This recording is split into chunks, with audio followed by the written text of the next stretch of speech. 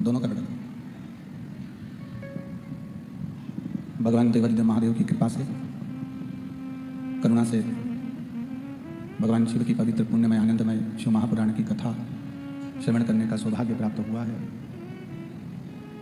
भगवान देवादिदेव महादेव त्रिकालदर्शी कैलाशी अविनाशी भगवान शिव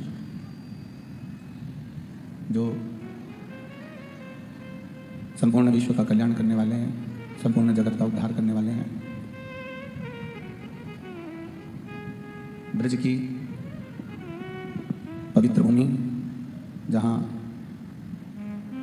आप और हम भगवान शिव की ये पवित्र शिव महापुराण की कथा दामोदर मास के अवसर पर, कार्तिक मास के इस पवित्र अवसर पर, आवाज़ ठीक नहीं है, ठीक नहीं आ रही है, पवित्र कार्तिक मास के अवसर पर भगवान शिव की यह पवित्र शिव महापुराण की कथा श्रवण करने का सौभाग्य आप और हमको प्राप्त हुआ है। बड़े भाग्यशाली हैं संपूर्ण क्षेत्र के वासी। वैसे तो भाग्यवान हैं आप सभी, क्योंकि ब्रज के निवासी हैं, ब्रज की पवित्र धरा पर आप विराजमान हैं, ब्रज की पवित्र भूमि पर आपका निवास है। पर ये दामोदर मास के अवसर पर, ये कार्तिक मास के अवसर पर जो ये पवित्र शिव महापुराण की कथा आप सुन रहे हैं, श्रवण कर रहे हैं, एक जीवन का सुख देने वाली है, एक जीवन का आनंद देने वाली है। कथा के मुख्य यजमान आयोजक परिवार श्री सुभाष चंद्र अग्रवाल जी बासैया, श्रीमती रेणु अग्रवाल जी, श्री सौरभ अग्रवाल जी बासैया, श्रीमती सोनल अग्रवाल जी एवं समस्त शिवभक्त परिवार कौशिकला जिला मथुरा जो इस पवित्र शिव महापुराण की कथा का आयोजन करवाए हैं। एक बार श्री सुभाष चंद्र जी के लिए, श्री सौरभ जी अग्रवाल जी के लिए जोरदार ताली बजाकर स्वागत, वंदन, अभिनंदन। भक्ति और मुक्ति का साधन है शिव महापुराण की कथा।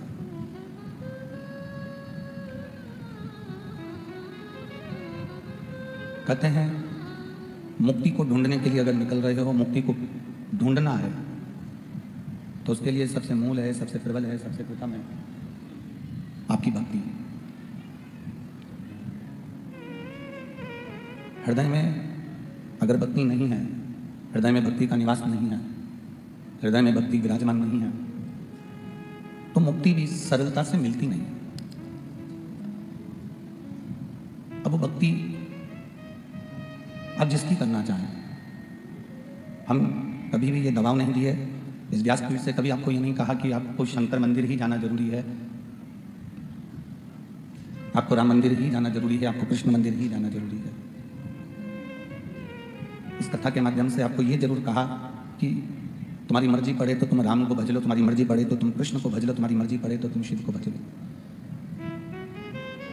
तुम्हारी मर्जी हो माँ जगतजननी दुर्गा भवानी अष्टभुजा धात्री देवी को भजो। ये आपके ऊपर निर्भर करता है कि आप किसका भजन कर रहे हो, आप किसको भज रहे हो।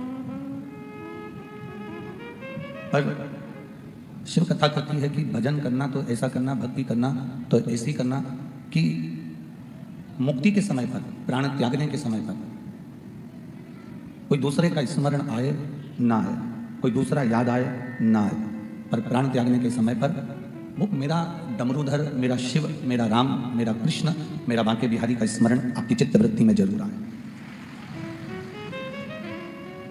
सेनाई की आवाज थोड़ी सी बढ़ा लो।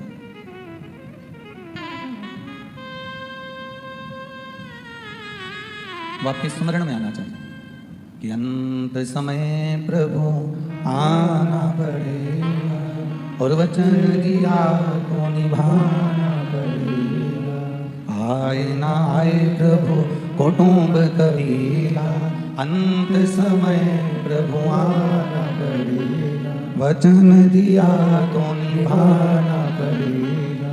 अंतिम समय में जब हम प्राणों को त्याग रहे हों, उस समय पर उस परमात्मा का स्मरण जरूर। हम पहले एक बार कथा में कहे थे, आप लोगों के स्मरण में होगा, जितने लोग टीवी पर कथा सुनते रहे हो, जितने लोगों ने कथा का स्मरण किया हो, कथा श्रवण करी हो, तो उन्होंने भी अपनी चित्तवृत्ति में ये बात उतारी होगी, उन्होंने भी अपने भीतर ये बात को उतारा होगा।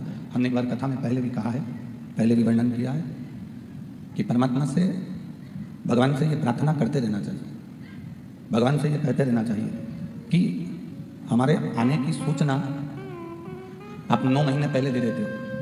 बोलो सही है कि गलत है? अरे जम के तो बोलो, सही है ना? भगवान से कहते रहना चाहिए कि हमारे आने की सूचना आप 9 महीने पहले दे देते हो। भोलेनाथ, आने की सूचना अगर आप 9 महीने पहले देते हो तो आपसे प्रार्थना केवल इतनी सी है कि हमारी जाने की सूचना कम से कम 5 मिनट पहले तो दे देना, तो कम से कम हम आपका नाम ले सके। जब आने की सूचना 9 महीने पहले देते हो तो जाने की सूचना भी 5 मिनट पहले मिले, तो हम आपका भजन कर सकें, हम आपका स्मरण कर सकें। पर ऐसा नहीं होता। आने की सूचना भले तुमको 9 महीने पहले मिल जाए, पर जाने की सूचना 5 मिनट पहले, 2 मिनट पहले, 1 मिनट पहले नहीं मिलती है। प्राण पखेरु कब उड़ जाए, कब चले जाए, इसका कोई ठिकाना नहीं। शायद इसलिए रामकृष्ण परमहंस जी से स्वामी विवेकानंद जी ने प्रश्न किया था कि भगवान का भजन कब करना चाहिए, तो रामकृष्ण परमहंस जी ने स्वामी विवेकानंद जी से कहा था कि मरने के 1 मिनट पहले भगवान का भजन करना चाहिए। रामकृष्ण परमहंस जी ने जब कहा कि मरने के 1 मिनट पहले भगवान का भजन करो, तो स्वामी विवेकानंद ने कहा हमको कैसे मालूम पड़ेगा कि वो 1 मिनट कौन सा है? तो रामकृष्ण परमहंस जी ने कहा जब आपको मरने का पहले का 1 मिनट नहीं मालूम, तो हर मिनट में, हर क्षण में भगवान का नाम जपते रहो। ना जाने कौन सा मिनट आखिरी हो, कौन सा क्षण आखिरी हो, कौन सा पल आखिरी हो, कौन सी घड़ी आखिरी हो। इस शरीर को और समय को परमात्मा को दे दो। शरीर भी भगवान को दो और समय भी परमात्मा को दो। जब शरीर और समय ये दोनों भगवान को दे दोगे, ये शरीर और ये समय अगर आपने परमात्मा को दे दिया, तो शरीर भी उसका हो गया और समय भी उसका हो गया। शरीर भी उसका, समय भी उसका। हम भगवान को बेलपत्र दे देते हैं, पुष्प दे देते हैं, भगवान को प्रसाद दे देते हैं, भगवान को चंदन दे देते हैं, भगवान को श्रीफल दे देते हैं, भगवान को पेड़ा दे देते हैं, भगवान को लड्डू दे देते हैं, भगवान को सारी सामग्री हम दे देते हैं। पर भगवान को हम 2 चीजें नहीं दे पाते, एक ये शरीर और एक समय।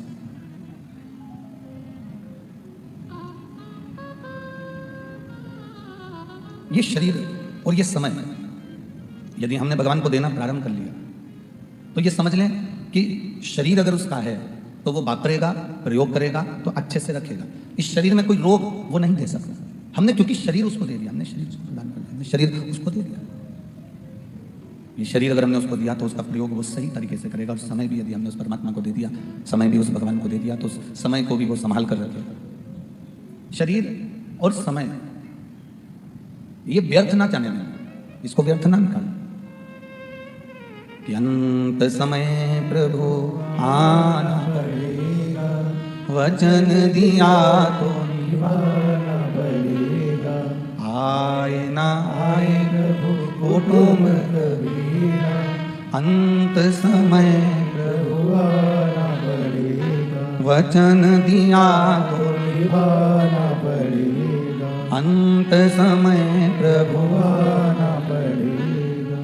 शरीर भी दे दो उसको, समय भी दे दो उसको। जब ये शरीर उसका हो गया, समय भी उसका हो गया, तो वो संभाल लेगा। रोग कब आया, बीमारी कब आई? जब शरीर को आपने अपना बनाकर रखा। जिस समय आपने शरीर को परमात्मा का बना दिया, जिस समय आपने कह दिया कि ये भगवान का है, फिर कोई सोचना नहीं। अच्छा ईमानदारी से बोलो, ये ब्रज में कुछ मंदिर ऐसे हैं जहां पर भगवान कृष्ण के मोर पंख की पूजन होती है। बोलो है कि नहीं? अरे जम के तो बोलो। आप जाएंगे तो अटल्ला चुंगी के पास में एक मंदिर है जहां पर भगवान के मोर पंख की पूजन होती है। उससे आगे बढ़ेंगे तो वहां एक मंदिर है जहां पर भगवान की बंसी की पूजन होती है। अब आप लोग मथुरा में या वृंदावन में कभी गए हों, वृंदावन की अटल्ला चुंगी के पास में आप लोग पहुंचे हों, तो ऐसे ऐसे मंदिर हैं जहां भगवान के मोर पंख की पूजन हो रही है, जहां भगवान की बंसी की पूजन हो रही है, जहां भगवान के सुंदर छड़ी की पूजन हो रही है, जहां भगवान के सुंदर वस्त्र की पूजन हो रही है। सांप अगर निकलता है तो लोग उसकी भी पूजन करते हैं क्योंकि वो भगवान शंकर के आभूषण हैं। डमरू मिलता है तो हम डमरू की पूजन करते हैं क्योंकि वो भगवान शंकर के हाथ में रखा हुआ है। त्रिशूल मिलता है तो त्रिशूल की पूजन करते हैं क्योंकि त्रिशूल भगवान के हाथ में है। भगवान का स्पर्श बंसी का हुआ तो बंसी पूजा गई, भगवान का स्पर्श मोरपंख का हुआ तो मोरपंख पूजा गया, भगवान का स्पर्श छड़ी का हुआ तो छड़ी पूजा गई, भगवान का स्पर्श पीतांबर पर हुआ तो पीतांबर पूजा गया, भगवान का स्पर्श सांप पर हुआ तो सांप पूजाने लगा, डमरू का स्पर्श हुआ भगवान का तो डमरू पूजाने लगा।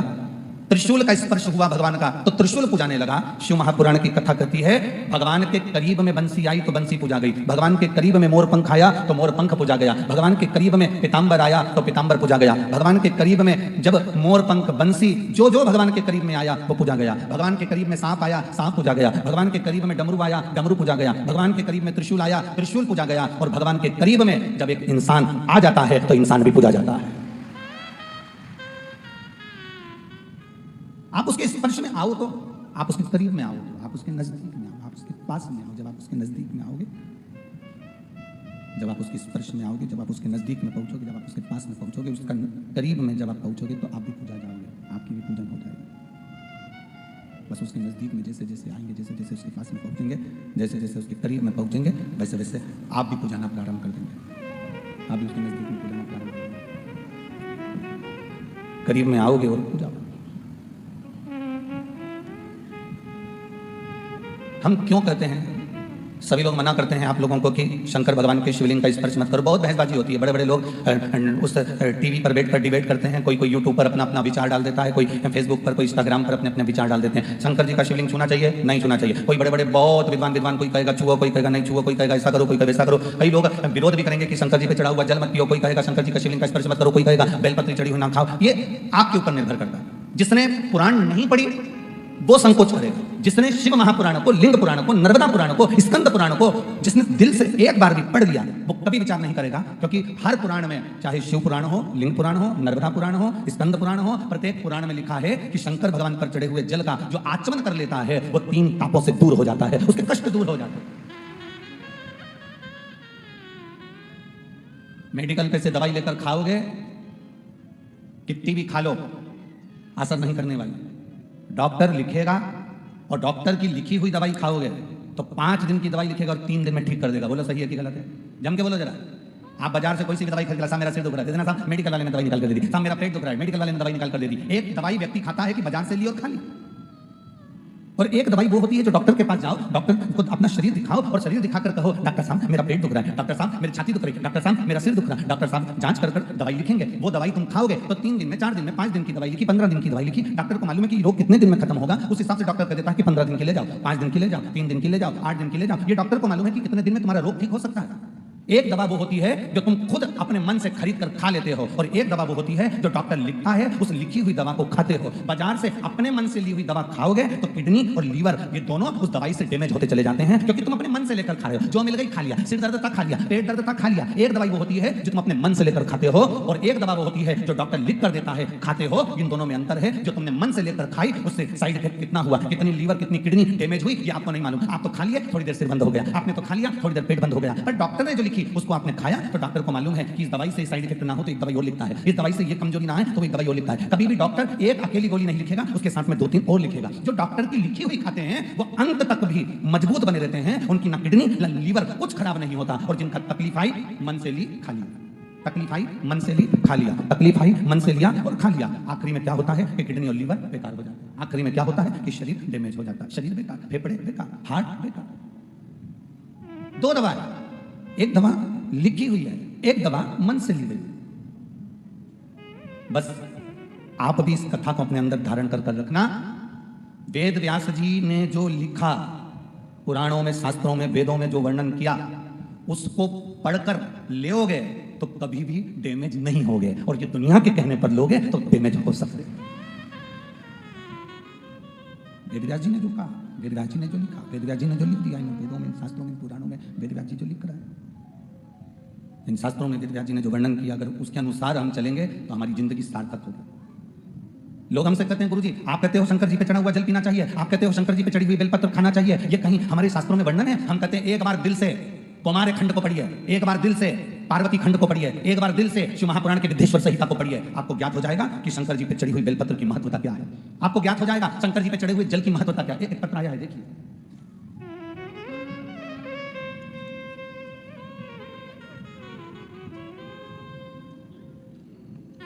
ज्योति गौतम, राजेश गौतम मथुरा से हैं, कहीं बैठे हो तो हाथ हिलाइएगा।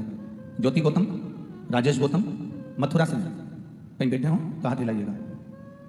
जहां भी बैठे हो अपने दोनों हाथ हिलाइएगा। ज्योति गौतम, राजेश गौतम मथुरा। मोबाइल नंबर ये है तेरी कृपा बिना न हिले एक भी अणु, लेते हैं श्वास तेरी कृपा से तनु तनु। गुरुदेव, मेरा नाम ज्योति गौतम है, मेरे पति का नाम राजेश गौतम है। हमारी शादी गुरुदेव 20 साल पहले हुई थी। गुरुदेव 1 दिसंबर 2022 को 2002 को मेरी शादी हुई है। गुरुदेव 1 दिसंबर 2002 को मेरा शादी हुआ और मेरे यहाँ 20 साल से कोई औलाद नहीं थी गुरुदेव। और गुरुदेव जब शादी हुई उसके बाद से मेरा गर्भ नहीं ठहरा, ना मुझे संतान की प्राप्ति हुई। सारे मथुरा के डॉक्टर, आगरा के डॉक्टर, दिल्ली के डॉक्टर सबको दिखा लिया, पर इन 20 वर्षों में 20 साल में कोई औलाद की प्राप्ति नहीं गुरुदेव। तब 2022 में आपकी कथा सुनी और मेरे पति ने मुझसे कहा कि अगर वो सियोर वाला महाराज इतने प्रमाण देकर बात करता है तो तू सफेद कड़ी की जड़ अपनी कमर में कुमरुका जी का नाम लेकर बांध और शंकर जी के मंदिर अपन दोनों पति पत्नी रोज जल चढ़ाने चलते हैं। अब डॉक्टर के दरवाजे पर नहीं, अब शिव के दरवाजे पर जाएंगे। और अपन भी ब्रज की रज में रहते हैं।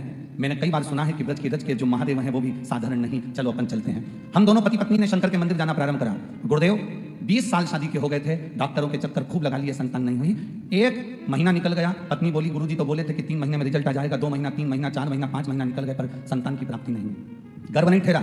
गुरुदेव मेरा विश्वास हारने लगा, पर मेरे पति का विश्वास नहीं हारा।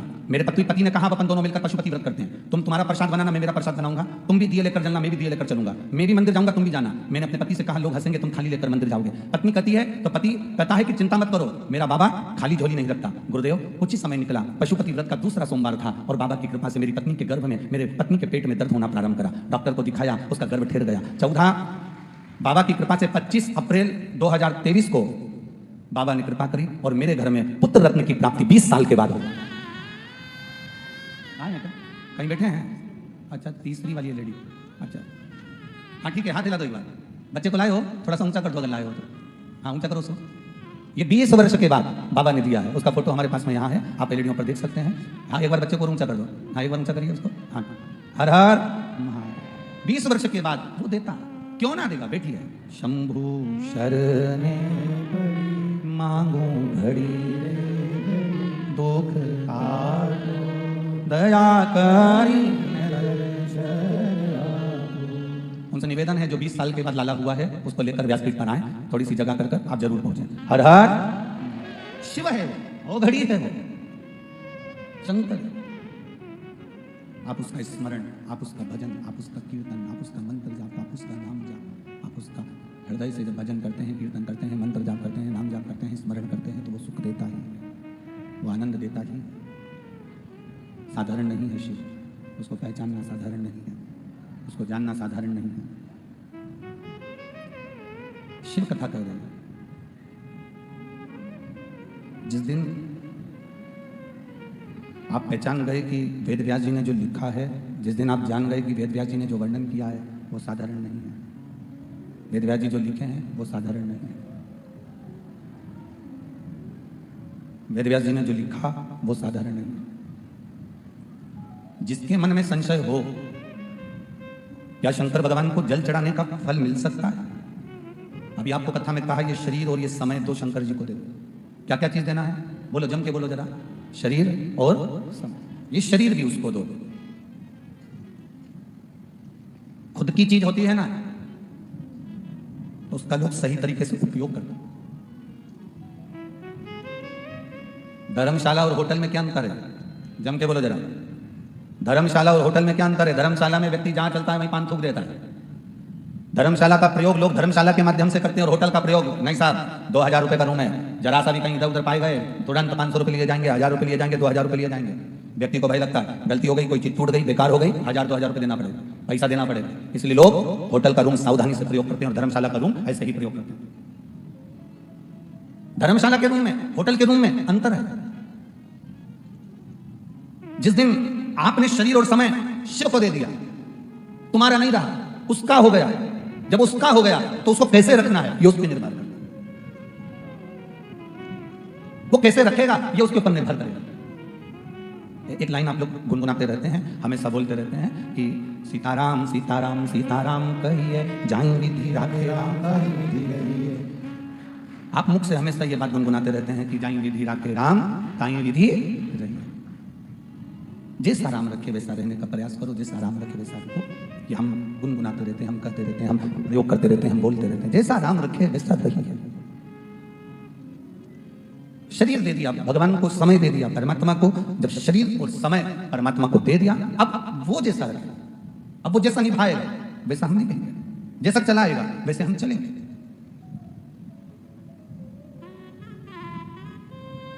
इस पंडाल में एक माँ बैठी हुई है जिसके बहुत समय के बाद तो बच्चा हुआ, और बच्चा जब गर्भ में आया तो डॉक्टर ने कह दिया उस माँ से कि तेरे बच्चे के पेट में और तेरे बच्चे के सिर में 9 mm की गठाने हैं।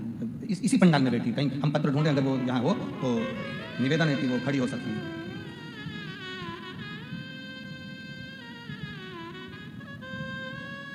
कहीं बैठी हो तो हाथ हिला सकती हैं, जिसके बच्चे के पेट में और सिर पर गठान थी गर्भाशय में। शंभु शरणे पड़ी दुख दया करी मैं विनीता देवी नई दिल्ली सोनिया बिहार की रहने वाली हूँ। कहीं बैठी हूँ तो हाथ हिला सकती हूँ। मैं विनीता देवी नई दिल्ली, मेरा मोबाइल नंबर ये है। मैं नई दिल्ली सोनिया बिहार की रहने वाली हूँ। गुरुजी शिव का मैं क्या वर्णन करूँ? कहीं बैठी हूँ तो हाथ हिला सकती हूँ। सोनिया बिहार नई दिल्ली। मैं क्या वर्णन करूँ? मेरी बहू प्रीति 5 महीने की गर्भवती थी। घर में सब दूर बड़ी खुशी थी कि इतने समय के बाद उसका गर्भ ठहरा है और 5 महीने का उसका गर्भ है। डॉक्टर के पास परामर्श के लिए अल्ट्रासाउंड कराया। अल्ट्रासाउंड की रिपोर्ट आप लोग हमारे साथ में पत्र टीवी के माध्यम से पढ़ सकते हैं। डॉक्टरों के परामर्श से अल्ट्रासाउंड कराया। जब अल्ट्रासाउंड की रिपोर्ट आई उसमें बच्चे के सर में गांठ और पेट में भी गांठ है। डॉक्टरों का कहना है बच्चा खराब है, इसको गिरा दो, इस बच्चे को ना रखा जाए, ये बच्चा गिरा दीजिए, ऑपरेशन करा दो। कई अस्पतालों में डॉक्टरों को जांच कराई, दिल्ली के हर एक हॉस्पिटल में उसको दिखाया, MRI भी कराया, रंगीन उसमें भी बच्चा खराब बताया गया। डॉक्टरों ने सभी ने बच्चा गिरा देने को कहा गया। कहीं बैठी हो तो हाथ हिला सकती हैं अगर अपने बच्चे को लेकर आई हो तो। बच्चा गिरा देने को कहा गया और कहा अगर इस बच्चे को नहीं गिराते हो तो तुम्हारे लिए खतरा है। गुरुदेव अब करें तो करें क्या? मैं अपनी बहू को दिखाकर अपने बच्चों के साथ वापिस आ रही थी, तभी ऑटो के अंदर एक बहन मिली। उसने कहा जी क्या बात है, क्यों रो रही है तुम्हारी बहू? उसने कहा मेरे बच्चा, इसके गर्भ में बड़ी मुश्किल से तो संतान आई और डॉक्टर के अनुसार इस बच्चे के सिर में भी गठान और पेट में भी गठान है, ये बच्चा गिराने को बोला है। उस महिला ने कहा तुम शंकर जी पे चढ़ी हुई एक बेलपत्र रोज चढ़ाओ और रोज इस बहू को खिलाओ। शिव जी के ऊपर 1 लोटा जल चढ़ाओ, श्री शिवाय नमस्तुभ्यम का जाप करो। बाबा चाहेगा तो बाबा संतान अच्छी देगा, आप चिंता मत करो। और अगर गिराना है बच्चा तो गिरा दो। हमने बेलपत्र चढ़ाना शिव जी पर चालू करा, बहू को खिलाना प्रारंभ करा। कराते कराते 7 महीने निकल गए, 8 महीने निकल गए, हमने उस बच्चे को नहीं गिराया। 8 महीने बाद हमने वापस अल्ट्रासाउंड कराया तो डॉक्टर ने कहा इस बच्चे को ना पेट में गठान है ना सिर में गठान है। आज हम बच्चे को लेकर आए हैं, बच्चा और जच्चा दोनों ठीक है। ये शिव तत्व है, रो घड़ी है, ये शंभु, ये शंकर, ये शिव है। कहीं बैठी हो तो अपने बच्चे को थोड़ा सा ऊंचा कर दिखा सकती हैं। शिव तत्व इसी को कहते हैं, शंभु ला। जोरदार ताली बजाएं। 20 वर्ष के बाद बाबा ने संतान।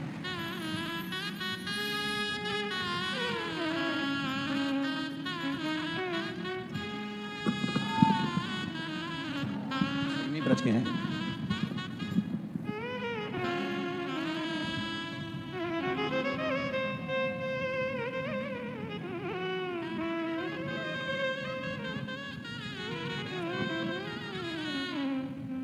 शंभु शरणे मांगू घड़ी रे घड़ी दुख तारो दया करी शिव कथा। फिर वही बात आ जाती है कि डॉक्टर लिखा है वो दवाई खाओगे तो ना किडनी ना लीवर ना शरीर कुछ भी डैमेज नहीं होगा, ना शरीर डैमेज होगा, ना किडनी डैमेज होगी, ना लीवर डैमेज होगा। डॉक्टर लिखेगा उस हिसाब से कि तुम्हारा शरीर ठीक रहे। खुद के मन से खाओगे तो उसका कोई महत्व नहीं। खुद के मन से खाया तो हम उसकी महत्वता नहीं कह सकते कि उससे कोई तुम्हारे शरीर में दिक्कत होगी कि नहीं होगी। स्वयं प्रयास करा गया इस व्यासपीठ के माध्यम से। कई वर्षों से जो ये शिव महापुराण की कथा आप लोग श्रवण कर रहे हैं टीवी के माध्यम से, लोग पूछते हैं कि पंडाल में आने के बाद लोग घर जाते हैं तो बाबा ऐसा क्या कर देता है कि लोगों के पत्र व्यासपीठ पर आ जाते हैं। हम कहते हैं एक बार पंडाल में बैठकर कथा सुनकर देखो कि बाबा देता क्या क्या है। क्या देगा ये उसके ऊपर निर्भर करता है, उसके ऊपर जाता है कि वो क्या प्रदान करेगा, क्या देगा, कैसे देगा, ये उसके ऊपर निर्भर करता है। अंत समय प्रभु आना पड़ेगा, वचन दिया तो प्रेशर बढ़ाओ, प्रेशर बढ़ाओ। अंत समय प्रभु आना पड़ेगा, वचन दिया तो निभाना पड़ेगा। अंत समय में परमात्मा आएगा अगर दिल से पुकारा गया है तो। दिल से पुकारा गया है तो वो आएगा जरूर, ये निश्चित है। शिव कथा कर रहे हैं। बिछिया डब्बी में रखा हुआ अच्छा लगता है कि पांव की उंगली में पहना हुआ अच्छा लगता है? बोलो बोलो जी जी, ओ ब्रज की जी जी, हाँ बोलो। बिछिया, बिछुड़ी, बिछवा डब्बी में रखा हुआ अच्छा लगेगा कि पांव की उंगली में पहना हुआ अच्छा लगेगा? पांव की उंगली में पहना हुआ अच्छा लगता है। उससे यह मालूम पड़ता है कि आप सौभाग्यवती हो, आप सौभाग्यशाली हो, सौभाग्यवती हो। आपके पांव की उंगली में वो बिछुआ पड़ा हुआ, आपकी पांव की उंगली में वो बिछुड़ी पड़ी हुई है। उससे यह मालूम पड़ता है कि आप सौभाग्यशाली हो, आप सौभाग्यवती हो। उसमें आपकी सुंदरता भी बढ़ती है। वो डब्बी में अच्छा नहीं लगेगा, वो डब्बी में श्रेष्ठ नहीं लगेगा, उसमें डब्बी में उसकी सुंदरता नहीं आएगी। सुंदरता बिछुए की, बिछुड़ी की सुंदरता पांव की उंगली में, बिछुड़ी की सुंदरता पांव की उंगली में। उससे मालूम पड़ता है कि तुम सौभाग्यशाली हो, सौभाग्यवती हो। बिछुए की सुंदरता पांव की उंगली में होती है और उससे मालूम पड़ता है कि सौभाग्यवती हो। उसी तरह इस शरीर की सुंदरता घर में पड़े रहने से नहीं होती है। शरीर की सुंदरता पलंग पर पड़े रहने से नहीं होती है। तुम्हारे घर में तुम्हारा बेटा, तुम्हारे घर में तुम्हारा पति, तुम्हारे घर में तुम्हारी पत्नी, तुम्हारे घर में तुम्हारा ससुर, तुम्हारे घर में तुम्हारी सास, तुम्हारे घर में तुम्हारी बेटी, तुम्हारे घर में घर का कोई व्यक्ति पलंग पर पड़ा हुआ है और घर में पलंग पर केवल पड़ा ही रहता है। जब देखो जब पड़ा ही मिलता है तो तुम्हें अच्छा लगेगा क्या? जम के तो बोलो जरा, नहीं लगेगा। बिछुआ, बिछुड़ी डब्बी में अच्छी नहीं लगती, पांव की उंगली में अच्छी लगती है और उससे मालूम पड़ता है कि ये सौभाग्यशाली है। उसी तरह ये शरीर पलंग पर पड़ा हुआ, घर में पड़ा हुआ, दुकान पर पड़ा हुआ, चौराहे पर पान की दुकान पर खड़ा हुआ, या हॉस्पिटल में पड़ा हुआ, होटलों पर पड़ा हुआ, कहीं अच्छा नहीं लगता। ये शरीर एक जगह पर अच्छा लगता है, अगर वो कथा के पंडाल में पड़ा हुआ है और बैठा हुआ है तो अच्छा लगेगा। ये शरीर मंदिर में पड़ा हुआ है, मंदिर में खड़ा हुआ है तो अच्छा लगेगा।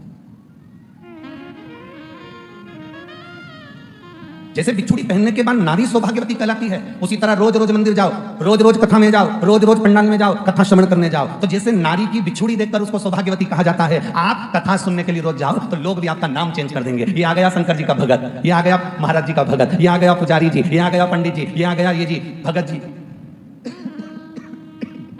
लोग आपका नाम चेंज कर देंगे।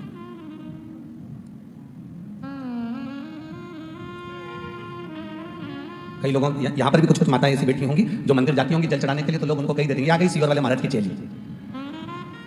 बैठी है क्या ऐसी है? तो उनको लोग कही देते हैं ये आ गई सीवर वाले महाराज की चेली। और कई कई तो पतियों भी कह देते, देख तू बार बार सीवर वाले महाराज को बता देता और तू करने बैठ जाती है। पागल मगल हो गई है क्या? पीछे आवाज नहीं है, पीछे आवाज नहीं है बाबू, इधर साइड, इधर इधर कह दे रहे महाराज। अब बिछुड़ी पहन लेने पर मालूम पड़ जाता है कि आप सौभाग्यवती हो। डब्बी में बिछुड़ी अच्छी नहीं लग रही है, पांव में अच्छी लग रही है। चौराहे पर खड़े हुए आप अच्छे नहीं लग रहे हो, पलंग पर पड़े हुए आप अच्छे नहीं लग रहे हो, 24 घंटे घर के पलंग पर पड़े रहो तो अच्छे नहीं लग रहे हो। आप जब कथा के पंडाल में जाएं, शिव के द्वार पर जाएं, शंकर जी को एक लोटा जल समर्पित करने के लिए जाएं, तब समझना कि आप शंकर के हो गए। ये शरीर और समय ये तुमने शिव जी को दे दिया, अब शरीर और समय शिव का हो गया, तो वो उसको साध लो, फिर वो साध लो, उसको साध लो। अच्छा समय आपने दिया है तो अच्छा समय वो भी देगा। ब्रह्मा जी का सिर कट गया तो ब्रह्मा जी ने क्या झूठ बोलना छोड़ दिया था? कटा हुआ सिर ब्रह्मा जी का लुढ़कता लुढ़कता लुढ़कता गया, और कटा हुआ सिर जब लुढ़कता गया तो कर्मनाशा नदी प्रकट हो गई। परंतु उस मुख ने भी झूठ बोलना बंद नहीं करा। क्यों? क्योंकि ये जो झूठ बोलने का क्रम है ये ब्रह्मा के मुख में आ चुका था, ये बुद्धि में बैठ चुका था। अच्छी आदत बच्चों को सिखाना पड़ती है, बुरी आदत बच्चों को सिखाना नहीं पड़ती, अपने आप आ जाती है। अच्छी आदत बच्चों को सिखाना पड़ेगी, बेटा दूध पिया करो, बेटा जाओ पढ़ाई करा करो, बेटा चलो मम्मी को प्रणाम करो, पिताजी को प्रणाम करो, चलो मंदिर जाओ एक लोटा जल खाओ, शंकर जी को चढ़ा के आओ, चलो दादाजी आए उनको दंडवत करो, प्रणाम करो, बेटा झूठ मत बोलो, बेटा ऐसा मत करो। अच्छी आदत बच्चों को डालना पड़ेगी, अच्छी आदत बच्चों को सिखाना पड़ती है। पर बुरी आदत कोई माता पिता अपने बच्चे को नहीं सिखाते, पर बुरी आदत बच्चे में अपने आप आ जाती है, अपने आप आएगी। उस बच्चे को झूठ बोलने की आदत कभी मां नहीं डालती, परंतु अपने आप आ जाती है। बच्चे को गलत करने की आदत मां नहीं डालती, अपने आप आ जाती है। बच्चों में एक दूध पीने की आदत मां डाल रही है, और कोई दुनिया की मां नहीं होगी जो अपने बच्चे के हाथ में मदिरा की दारू की बोतल पकड़ाती होगी, बुरी आदत डालती होगी। कोई संसार की मां नहीं होगी।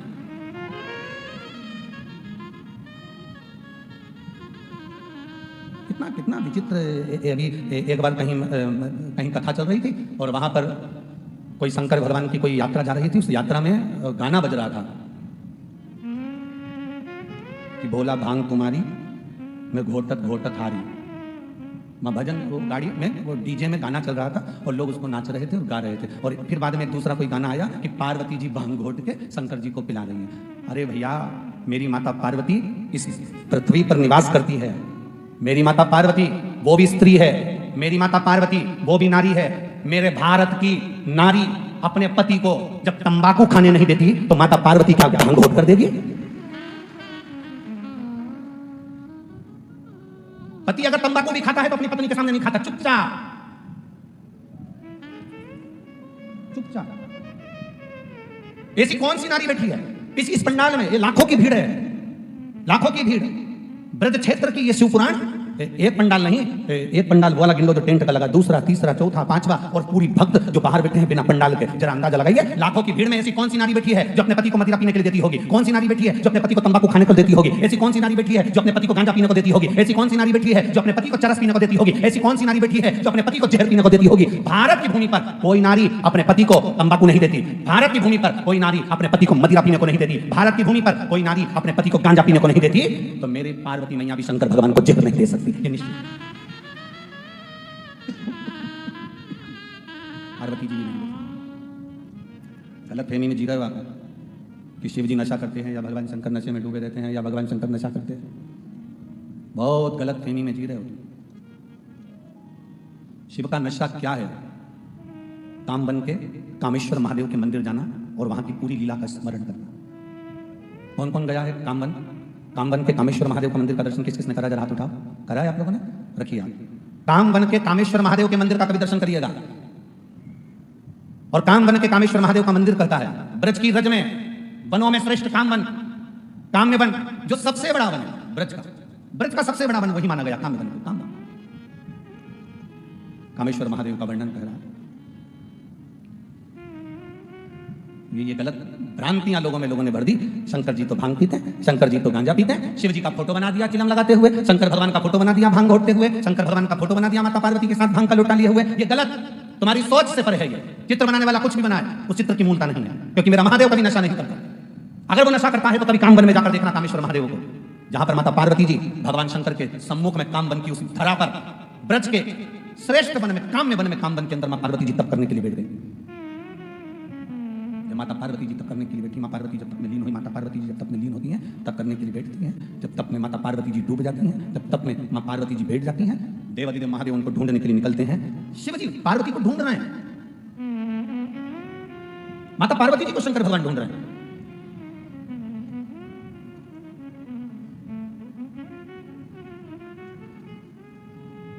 तो वो कहते ना, हरी गोरा ढूंढ ढूंढ के हारी और नहीं मिलते त्रिपुरारी,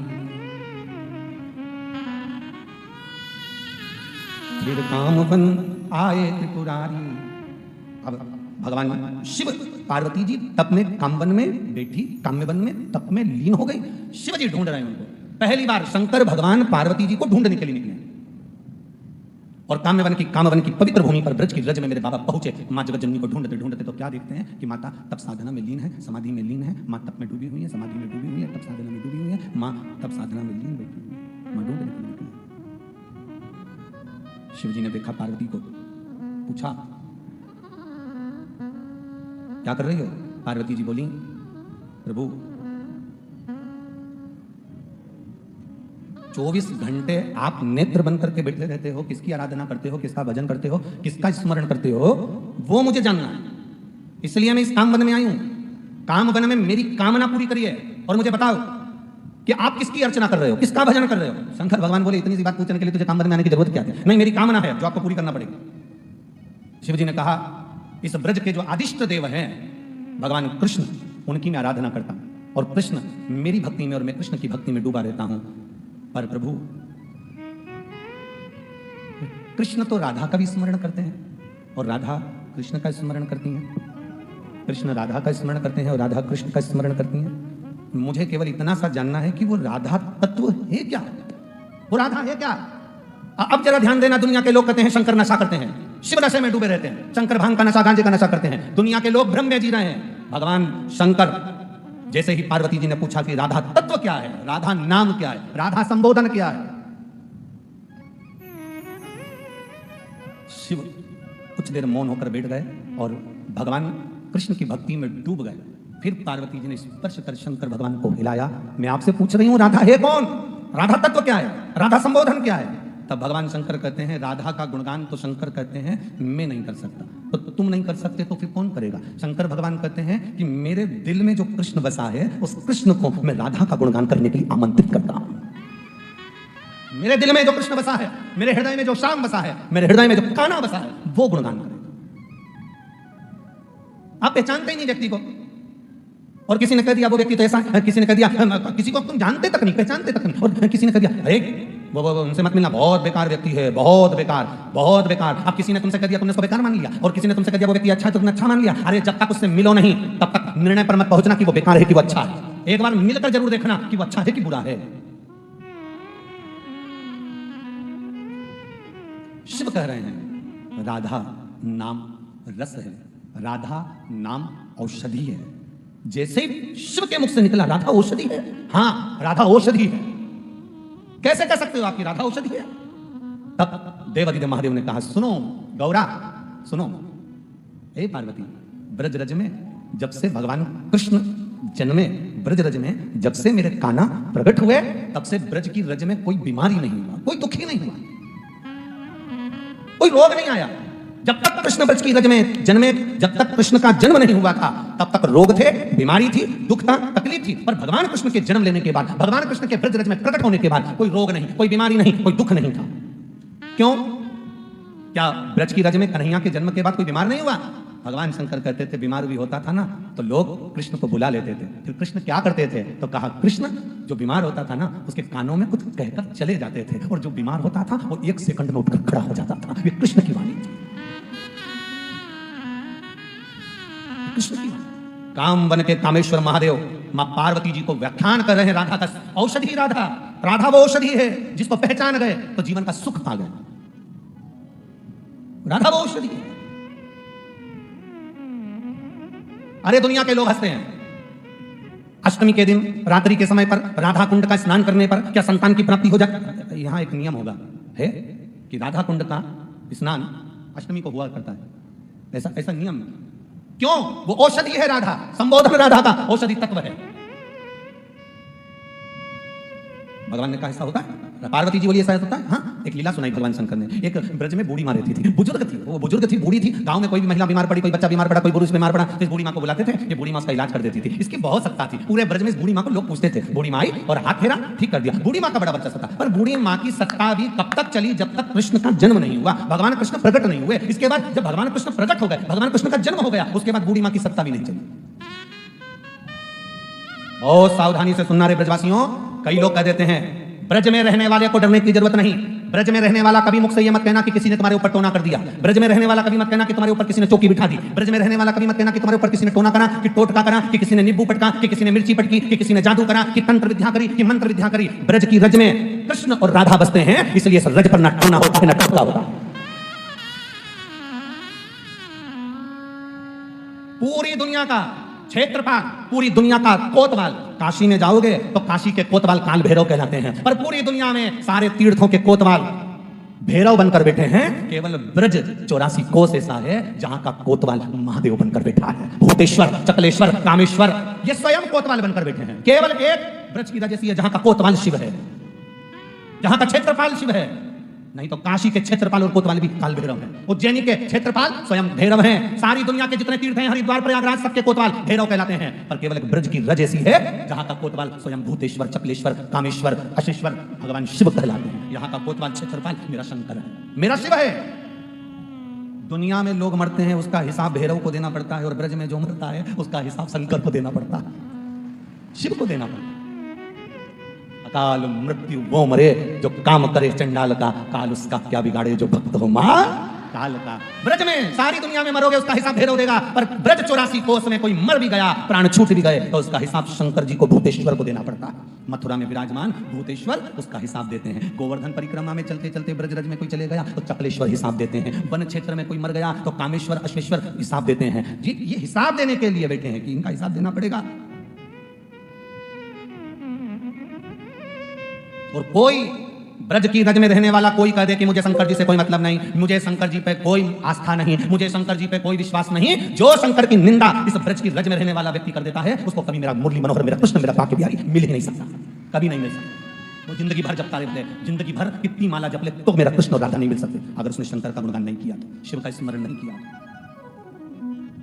जप ले। सुनो पार्वती, गांव में बूढ़ी माँ रहती है, सबको ठीक कर देती, पर जब से कृष्ण प्रकटे, जब से भगवान कृष्ण का जन्म हुआ, तब से बूढ़ी माँ की सत्ता चली गई। बूढ़ी माँ को लोग पूछते ही नहीं, क्यों? कोई बीमार पड़ता है तो कृष्ण को बुला के ले आते हैं, उसके कानों में कहता है, वो अच्छा से जाता है। बूढ़ी माँ को टेंशन हो गया कि मेरी बात खत्म हो गई, लोग मुझे पूछ नहीं रहे, मेरा सम्मान नहीं कर रहे, तो बूढ़ी माँ ने सोचा आखिर कृष्ण ऐसा कौन सा मंत्र देता है कि बस कान में मंत्र बोला और व्यक्ति ठीक हो गया। तो बूढ़ी माँ ने सोचा अपन अगर वो मंत्र सीख ले तो फिर से अपनी सत्ता हो जाए, फिर से अपना वैभव हो जाए, फिर से लोग मुझे पूछने लगेंगे। तो बूढ़ी माँ ने प्लानिंग करी कि एक काम करती हूँ कि मैं बीमार पड़ जाती हूँ, मैं बीमार पड़ूंगी, कृष्ण आएगा, मेरी बहू उसको दौड़कर लेकर आएगी और कृष्ण मेरे कानों में मंत्र कहेगा, मंत्र कहते समय सीख लूंगी तो फिर सबके कानों में कहती फिरूंगी और सब ठीक कर दूंगी, फिर कृष्ण को पूछना लोग बंद कर देंगे। आज बूढ़ी माँ चलते चलते डंडा पकड़कर चल रही थी, चक्कर खा के नीचे गिर गई, नीचे गिरी, इतने में बहू दौड़ कर गई और कृष्ण के पास जाकर कहा, अरे कानूड़ा, अरे कन्हैया, कन्हैया, ओ कन्हैया। कन्हैया बोले, क्या बात है काकी, क्या हो गया? मेरी सास चक्कर खा के नीचे गिर गई, उसको ना जाने क्या हो गया। कृष्ण जल्दी चल, मेरी काकी के, मेरी सास के कान में जल्दी से मंत्र दे दे। इतने में कृष्ण उठे नहीं, वहीं पर बैठे थे और कमर हिलाने लगे कृष्ण, दोनों हाथ रखकर। इतने में गोपी ने कहा, कृष्ण तू कब से निष्ठुर हो गया रे? तू तो दया करता है, करुणा करता है, दया सागर है तू, करुणा सागर है कृष्ण तू, सबकी बीमारी ठीक करता है, मेरी सास बूढ़ी, उसकी बीमारी क्यों नहीं ठीक करता? चल उठ के जल्दी से मेरे साथ। भगवान कृष्ण उठकर बोले, देख गोपी देख, मैं ना जितनी भी जुबान गोपियां हैं, जितनी भी जवान गोपियां हैं, उनके कानों में मंत्र देता हूं, उनको ठीक कर देता हूं, पर बूढ़ियाओं के कान में मंत्र नहीं देता, ये बुढ़ियों के कान में मंत्र नहीं देता, तो फिर बुढ़ियाओं को ठीक कौन करेगा? भगवान कृष्ण कहने लगे, चिंता मत कर, मेरी मैया यशोदा ने मेरे हाथ में डंडा दिया है गाय चराने का, बस 21 बार डंडे को जम के मारता हूं और बुढ़िया ठीक हो जाती है। इतने में गोपी ने कहा, कुछ भी कर पर मेरी सास को ठीक कर दे, ले चल डंडा। कन्हैया ने डंडा उठाया, लुकुटी पर हाथ रखा और पहुंच गए काकी के घर। इतने में सब पूछ रहे थे, कन्हैया आ गया, अब ठीक कर देगा। इतने में बहू चिल्लाकर बोली, पर मेरा कन्हैया एक नियम लेके आया है। कौन सा नियम? जुबान जितनी गोपियां हैं उनके कानों में मंत्र देता है, और जितनी भी बुढ़ियां हैं इनको डंडे से कूट के मंत्र देता है। इतने में बुढ़िया के कानों में गया कि डंडे से 21 बार मारेगा और फिर मंत्र देगा, तो बुढ़िया को पहले उठ के बैठ गई, मैं तो अच्छी हो गई, एकदम बढ़िया, चकाचक। बुढ़िया ने कृष्ण को देखा, हाथ जोड़कर कहा, रे लाडले इधर। गोदी में बिठाया, कृष्ण से कहा, कन्हैया एक बात पूछूं तुझसे, एक बात कहूं तुझको? कृष्ण कहते हैं, माँ बोल, क्या कहती है? कृष्ण तू कौन सा मंत्र ऐसा औषधि के रूप में दे देता है कि बीमार पड़ा व्यक्ति एक क्षण में उड़ जाता है? तब कन्हैया ने कृपा करी, काकी के कान में मंत्र दे दिया। अग्नि पुराण, स्कंद पुराण, कूर्म पुराण, ब्रह्म विवर्त पुराण, जिनके अंदर लिखा है एक बेलपत्र हम शिव को देते हैं, शंकर भगवान को एक बेलपत्र देना उतना ही बलवान है जैसा एक सालिग्राम भगवान को सोने के सिंहासन पर रखकर किसी ब्राह्मण को हम जब दान करते हैं, उसके बराबर एक बेलपत्र शिव को चढ़ाने का फल प्राप्त हो जाता है। उसके बराबर का फल हमको केवल एक बेलपत्र से प्राप्त हो जाता है। भगवान एक बेलपत्र से प्राप्त हो जाता है। केवल एक बेलपत्र हमने समर्पित करी और उतना फल हमको मिल गया, उतना फल हमको प्राप्त हो।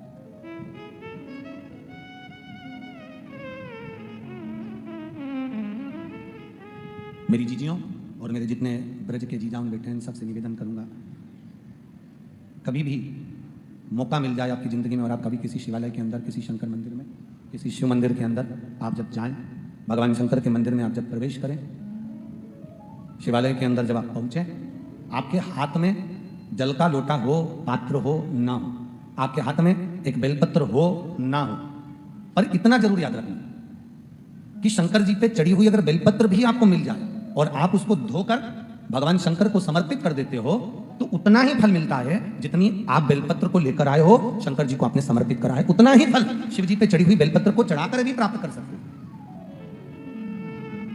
एक पत्र है, देखिए,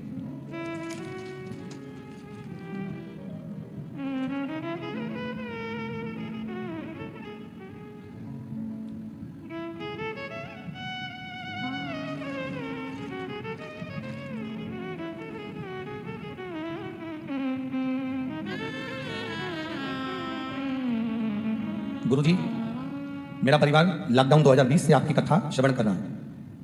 इसमें नाम देखो, कई नाम आएगा। मैं दिल्ली शास्त्री पार्क, जमुना पार्क परिवार सहित आई हूं। गुरुदेव, 2005 में विवाह हुआ, संतान की प्राप्ति नहीं हुई। डॉक्टरों का इलाज करवाया 2005 से, पर कोई संतान की प्राप्ति नहीं हुई। लोग हमारी हंसी करते थे, आड़ा टेढ़ा करते थे, बांझ तक संबोधन कर देते थे। डॉक्टरों के अनुसार मेरे गर्भ में टीबी का रोग भी हो गया था। उन्होंने मुझे गर्भ में टीबी का रोग बता दिया था, जिसका इलाज भी चला। संतान कभी नहीं होगी, ये डॉक्टरों ने कहा था। तभी हमने 2020 तक इलाज करवाया, उसके बाद हमने दवाइयां बंद कर दी। 2021 में हमने डॉक्टर से फिर कोई दवाई नहीं ली और सारी दवाइयां लेना बंद कर दी। मैंने 2022 को पशुपतिनाथ का व्रत किया, 3 महीना इंतजार किया, कोई सफलता नहीं मिली। गुरुदेव, आप हमेशा व्यासपीठ से कहते हो कि पशुपति व्रत करने वाले को 3 महीने में फल मिलता है, पर गुरुदेव मैंने 2022 में पशुपतिनाथ का व्रत किया, सफलता नहीं मिली। मैं 3 महीने इंतजार करती रही। तब मेरा आस और विश्वास दोनों टूट गया। तभी मेरी भाभी ने मुझसे कहा, दीदी मेरे गर्भ में बच्चा है और डॉक्टर ने मेरे गर्भ में जो बच्चा है वो मुझे 2 बच्चे बताएं, आप ले लेना उसमें से एक बच्चा। परंतु दूसरी बार जब सोनोग्राफी करी गई तो गर्भ में एक ही बच्चा था, जो मेरी भाभी ने मुझसे कह दिया था, दीदी अब मैंने मुंह से बोल दिया है तो मैं आपको दे दूंगी। भाभी ने संतान देने का नियम लिया और प्रण किया कि मैं तुम्हें दे दूंगी, और भाभी ने अपनी संतान मुझे दे दी। पर गुरुदेव, लड़ाई तो इस बात की थी कि पशुपति व्रत मैंने करा था तो मेरा गर्भ क्यों नहीं ठहरा। तो मेरा बड़ा दुख मेरे हृदय में आया। पर गुरुजी, पशुपति व्रत का केवल 3 महीने के बाद में जब चौथा महीना फिर आया और सोमवार का दिन आया, तो गुरुदेव पता नहीं बाबा की क्या मर्जी, मेरा गर्भ ठहर गया। और बाबा की कृपा से मेरे गर्भ से बाद में 11/2/2023 को पुत्र रत्न की प्राप्ति हुई, जिसको मैं यहाँ प्रणाम करने के लिए लेकर आई हूँ। ये शिव तत्व है। ओ घड़ी शंभु त्रिकालदर्शी। शिव कथा कहती है, आप अगर एक बेलपत्र भी शंकर जी को समर्पित कर रहे हैं, एक बेलपत्र, जरूरी नहीं कि वो बेलपत्र, अरे शर्म खोलो, गला पकड़ रहा है बहुत ज्यादा। जरूरी नहीं कि एक बेलपत्र आप अपने घर से लेकर जाएं या एक लोटा जल आप अपने भाव के, आप तो वहां जो शंकर भगवान को बेलपत्र समर्पित है, जो शिव जी के पास में बेलपत्र है, आप उसको उठाकर धोकर भी अगर आप समर्पित कर रहे हैं तो देवादिदेव महादेव उसको स्वीकार कर रहे हैं। भगवान शंकर उसको स्वीकार कर रहे हैं, भगवान शिव उसको। बस निर्मल मन सो मोहि। आपका मन, आपका भाव, आपका हृदय जितना शुद्ध होगा, जितना निर्मल होगा, जितना श्रेष्ठ होगा, भगवान को मिलने में उतनी देरी नहीं होगी, वो तुरंत मिल जाएगा। महाराज, एक बात आप लोगों से कहना चाहेंगे ब्रज की धरा पर, भाग्य बताने वाले ढेर मिलेंगे तुमको। कोई तोता लेकर बैठा रहेगा तो तोता भाग्य बता देगा, किसी मेले में तो गधा भी भाग्य बता देता है। देखा है आप लोगों ने कि नहीं देखा? अरे बोलो तो जमके। तो गधा भी जाकर खड़ा हो जाता है तो भाग्य बता देता है, तोता भी भाग्य बता देता है। कहीं कहीं ढेर मिलेंगे जो 24 घंटे तुम्हारा भाग्य बता देंगे। परशु महापुराण की कथा कहती है, भाग्य बताने वाले बताएंगे, और जो भाग्य में होना है वो तुम्हारे सामने तो कोई बताए चाहे ना बताए, तुम्हारे सामने तो वो आएगा ही जो तुम्हारे भाग्य में लिखा हुआ होगा। पर इतना जरूर है, भाग्य बताने वाले ढेर मिल सकते हैं, पर भाग्य बनाने वाला तो केवल एक देवाधिदेव महादेव, केवल एक शिव के सिवा, भगवान शंकर के सिवा कोई भाग्य बनाने वाला नहीं हो सकता। शंकर के सिवा भाग्य बनाने वाला दुनिया में कोई नहीं हो सकता। केवल अगर होगा तो मेरा देवाधिदेव महादेव ही होगा, मेरा शिव ही होगा, केवल शिव। क्या देगा क्या ना देगा ये उसके ऊपर निर्भर करता है। देखा, सृष्टि की रचना भगवान ब्रह्मा जी के कहे और शिव जी ने कहकर सृष्टि की रचना करी। हृदय से दक्ष को प्रकट किया। माता प्रसूति और दक्ष का मंगल विवाह हुआ। कई कन्याओं का जन्म हुआ। उसके बाद भी दक्ष प्रजापति ने मां जगतजननी से, जगदंबा से, दुर्गा भवानी से एक बेटी और मांगी। मां, मुझे एक बेटी और दे दीजिए, एक बेटी और मुझे दे दो मां, बस इतनी कृपा करो, मेरे एक बेटी का जन्म और हो जाए। देवी मैया प्रकट होकर बोली कि तेरे घर में इतनी सारी बेटियों का जन्म हो गया, इतनी सारी बेटियां तेरे घर में जन्म ले ली और तू एक बेटी और मांग रहा। 60 कन्याओं का जन्म पहले हो चुका, उसके बाद एक कन्या और मांग रहा। अरे दक्ष कहते हैं कि मुझे बेटा नहीं चाहिए, मुझे बेटी दो। बेटा एक कुल को तारता है और बेटी 2 कुल को तारती है। बेटी 2 कुल को तारती है, पर दुख कब होता है? एक पिता, एक मां कब रोती है? एक माता पिता की आंख में आंसू कब आता है? एक माता पिता के नैनों में जल कब आता है? कब रोते हैं माता पिता? जिस दिन बेटी जन्म लेती है उस दिन से पिता माँ 2-2 रुपए जोड़ना प्रारंभ कर देते हैं। यहाँ जितनी माताएं बैठी है, जितने भाई बैठे हैं, जिसके घर में बेटी जन्म लेती है तो उस दिन से जोड़ना प्रारंभ कर देते हैं। साड़ी अच्छी आ गई, मायके से मिल गई, बेटी को दे देंगे, चढ़ावे में रख देंगे, संभाल संभाल के बेटी के लिए, संभाल संभाल के बेटी के अंदर और पलंग के अंदर, बिस्तर पेटी में, नीचे दबा दबा कर। कोई श्रृंगार का डब्बा आ गया, रख दिया, कोई डब्बा मिल गया, रख दिया, कोई बर्तन आ गया, रख दिया, कोई भांडा आ गया, रख दिया, कोई सामान आ गया, रख दिया। बेटी के लिए माता पिता 2-2 रुपए जोड़ना प्रारंभ कर देते हैं। 2-2 रुपए माता पिता जोड़ते हैं, जोड़ जोड़ कर एकत्रित करते हैं, 2-2 रुपए इकट्ठा करना प्रारंभ कर देते हैं। और जब 2-2 रुपए माता पिता जोड़ते हैं और मालूम पड़े बेटी किसी दूसरे के साथ बिना बताए जाकर विवाह कर लेती है, तो बेटी कभी खुश मत होना इस बात के लिए कि मैंने जिसको चाहा मैंने उससे शादी कर ली, मैंने विवाह कर लिया, मैंने शादी कर ली। जिन पिता ने, जिन माता ने 2-2 रुपए जोड़े तेरी शादी के लिए और तू दूसरी जगह जाकर शादी कर लेती है, तो इतना अंदाजा जरूर रखना कि माता पिता का वो 2-2 रुपया जुड़ा की जुड़ा रह गया और तेरी शादी के बाद में तू 2-2 रुपए के लिए मोहताज जरूर एक बार जिंदगी में होए, ये निश्चित है। महापुराण की कथा कहती है 94 तरह के नरक, उन नरकों से बेटी का कन्यादान पिता को नरक से बचा लेता है। जो पिता दिन भर दुकान पर बैठा है, नौकरी करता है, सर्विस करता है, व्यापार करता है और कुछ गलत बोल देता है, झूठ बोल देता है, कुछ गलत तरीके से कमा कर ले आता है, कुछ गलत तरीके से बोल कर ले आता है, कुछ गलत तरीके से प्राप्त कर लेता है। जब वो अपनी बेटी का हाथ पीला करता है, जब बेटी का कन्यादान करता है, कन्यादान का जब संकल्प करता है पिता, अपनी पत्नी के साथ बैठकर बेटी का हाथ पीला करता है, कन्यादान करता है। पिता अपनी दुकान पर बैठकर नौकरी में, सर्विस में, व्यापार में, व्यवसाय में कितना भी छल करा हो, बेईमानी करा हो, कपट करा हो, झूठ बोला हो, पिता ने अपने बच्चों को परवरिश करने के लिए कितना भी झूठ बोला होता है, पर जब बेटी का कन्यादान बाप करता है, जब कन्यादान का संकल्प छूटता है, हाथ में से पिता का जल छूटता है, उस समय पर कन्यादान करते समय, बेटी का कन्यादान करते समय बाप सारे नरकों से मुक्त हो जाता है और पिता नरक नहीं भोगता। पिता नरक नहीं भोगता। बेटी का कन्यादान करने वाला बाप कभी नरक में नहीं जाता। अब ये बेटियों पर निर्भर है कि आप अपने पिता को कन्यादान का मौका दे रहे हो कि ना दे रहे हो। ये बेटियों पर निर्भर है कि आप अपने पिता को कन्यादान करने का मौका दोगे कि नहीं दोगे। हमारा निवेदन इस व्यासपीठ के माध्यम से, ब्रज की इस धरा से, ब्रज की इस भूमि से, ब्रज की इस रज से है।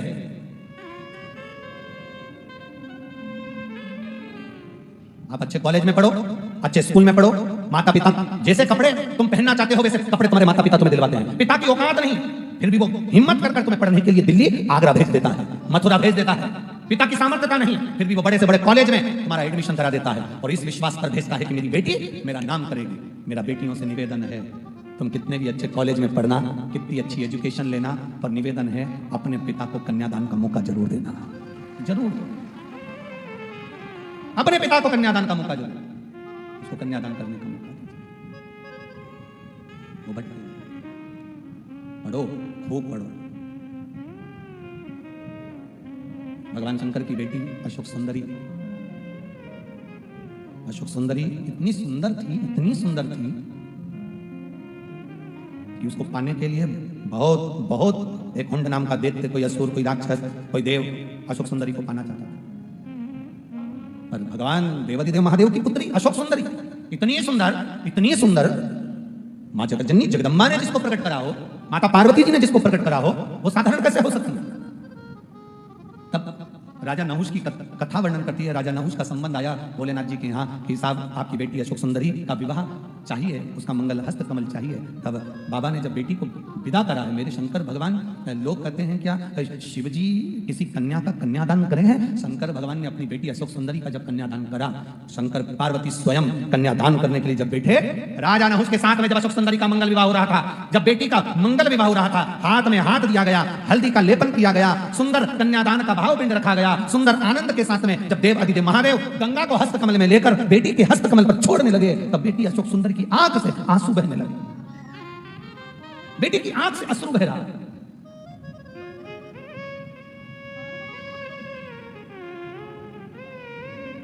बेटी की प्रसन्नता, बेटी के जन्म की प्रसन्नता, बेटी के विवाह की प्रसन्नता, बेटी के बच्चों के जन्म की प्रसन्नता कोई पिता से पूछे क्या होती है। और आप तो ब्रजराज में रहते हो, ब्रजभानु जी के घर में जब लाली को जन्म हुआ था ना, तो ब्रजभानु जी के यहाँ की जो ब्रजभानु जी की जो सासू जी थी ना, राधा जी की नानी, इतनी खुश हुई थी। नानी दोनों बहुत खुश हुई थी। भगवान कृष्ण की जो नानी थी यशोदा जी की माँ पाटला देवी, जब कृष्ण का जन्म हुआ था, जब वो भी बड़ी प्रसन्न हुई थी। और राधा जी की जो नानी थी वो भी बड़ी प्रसन्न हुई थी। भगवान कृष्ण की नानी तो इतनी प्रसन्न हुई थी, इतनी प्रसन्न हुई थी कि राधा जी की भगवान कृष्ण की नानी ने तो पत्र लिखकर भेज दिया था यशोदा जी के यहाँ, यशोदा तेरे घर में लाला हो गया, तू अपने नानी के घर में उसको लेकर नहीं आएगी। तब यशोदा जी लाला को लेकर जब गई थी ना पाटला देवी के यहाँ, और पाटला देवी के यहाँ जो लाला को लेकर गई थी यशोदा जी, पल्लू में लाला छुपे हुए थे, और अपनी मायके में जो यशोदा जी लाला को लेकर गई और जो पहुंची तो पहली बार बेटी जब अपने बच्चे को लेकर आती है, घर की जो माँ होती है, बच्चे की जो नानी होती है, वो पानी का लोटा उतारती है और तिलक करती है। तो जो लाला को लेकर यशोदा जी पहुंची थी भगवान कृष्ण को, तो पाटला देवी ने देखा कि लाला कहाँ है, तो इतने में यशोदा जी ने कहा मेरे ये पल्लू में आंचल में छुपा हुआ है। तो इतने में पाटला देवी ने कहा दिखा तो सही, उसका दर्शन करा तो सही, कहाँ है वो, जरा दर्शन करा। अब जो यशोदा जी ने अपने लाला के ऊपर से वस्त्र हटाया और पाटला देवी ने जो कन्हैया का दर्शन करा, दर्शन करते से आरती की थाली से आरती नहीं उतारी, सबसे पहले आरती की थाली नीचे रखी और लाला का मुख फिर से देखा, और देखते से ही बोली रही यशोदा, अरे ओ बेटी यशोदा। यशोदा बोली हाँ मैया, तू गोरी, नन बाबा गोरे, ये कारो कहां से आया? ओ यशोदा। यशोदा जी गोदी में लाला को लेकर बोली मैया आधी रात को पैदा हुआ इसलिए काला हो गया। पाटला देवी बोली आधी रात को चांद भी तो निकलता है, उसके जैसा हो जाता। मैया रात को हुआ था मेरे स्तनों में दूध नहीं आया ना मैया, तो घर में जो काली गाय थी ना उसका दूध पिला दिया इसको, इसलिए काला हो गया। यशोदा जी बोली दूध काली गाय का हो चाहे लाल गाय का हो, दूध तो सफेद होता है, फिर ये गोरा क्यों नहीं हुआ? इतने में यशोदा जी बोली जब ये हुआ तो गोपियां इसको गले लगाने को आई, सबकी आंख का काजल चिपक गया, इसलिए काला। अरे आधी रात को जन्म इसने काली गाय का,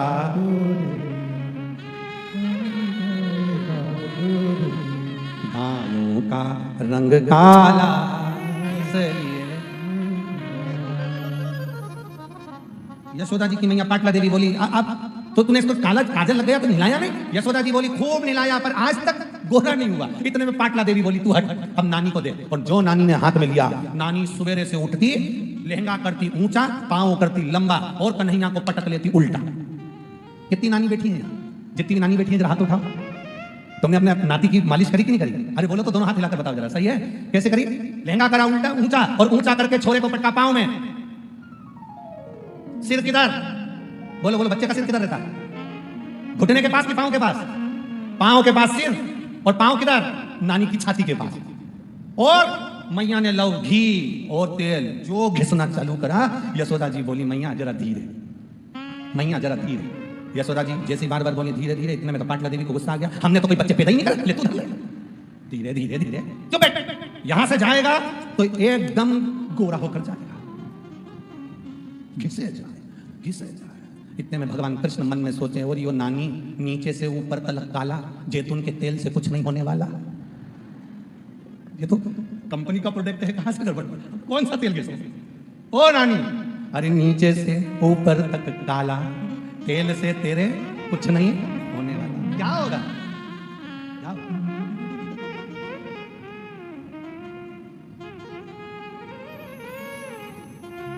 क्या होगा? पाटला देवी ने खूब सुंदर लाला का श्रृंगार किया, खूब सुंदर, बड़ा सुंदर,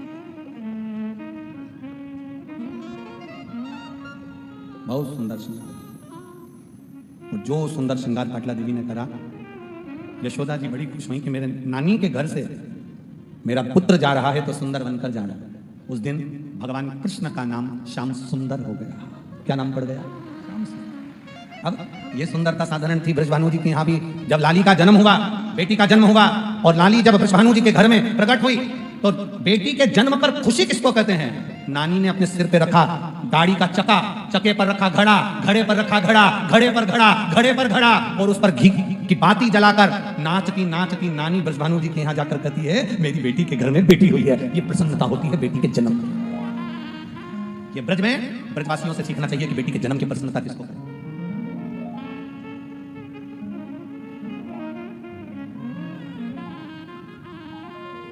उसकी प्रसन्नता क्या है, ये वहां से सीखे। भगवान जब अशोक सुंदरी का हाथ में हाथ देकर कन्यादान कर रहे हैं, गंगा का जल हस्त कमल से नीचे दे रहे हैं, कन्यादान छोड़ते समय अशोक सुंदरी की आंखों में जल भरा था। पिता की दृष्टि गई भोलेनाथ जी की अशोक सुंदरी के ऊपर।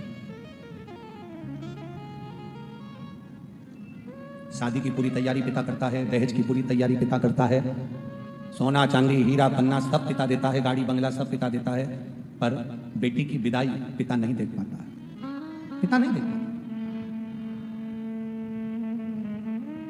बेटी की विदाई नहीं देख पाता।